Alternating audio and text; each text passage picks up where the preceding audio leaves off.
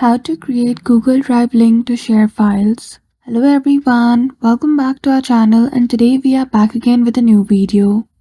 So without any delay, let's get into it.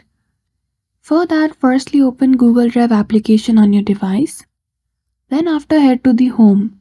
Click on the tab at the bottom right corner and click on New. Then after choose the option of folder.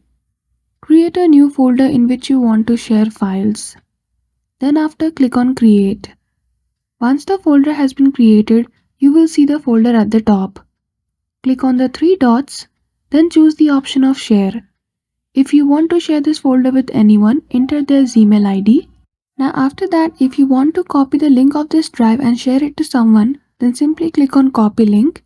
And now this link can be sent to anyone and they will have the access of files available in that folder. So that's it. I hope you found this video helpful. If you did, don't forget to give it a thumbs up and subscribe to our channel for such tutorial. Thank you for watching till the end.